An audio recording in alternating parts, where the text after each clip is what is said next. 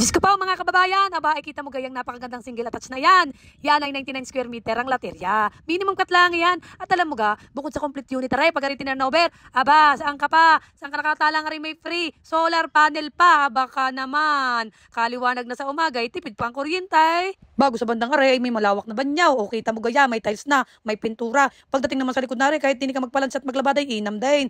Ay pero meron ka pang space din, kita mo gaya. Yan ay open space mo pang dirty kitchen. Bahala ka na, kahit magbarikan din sa likod ay inam na inam. Kita mo yan? Lasa kan may inam. Ang iyong 25,000 reservation fee din eh. Aba, complete unit na, maliwalas pa. Pagdating sa hagdan ay napakatibay ng iyong hagdan. Kita mo gayan, concrete, bago ang bakal may kahit magpabitin-bitin. Ika ngay sulit ang liniseng, gawa ng 3 bedroom. Napakalalawak pa, bago ang bintana nagbibigay ng natural lighting.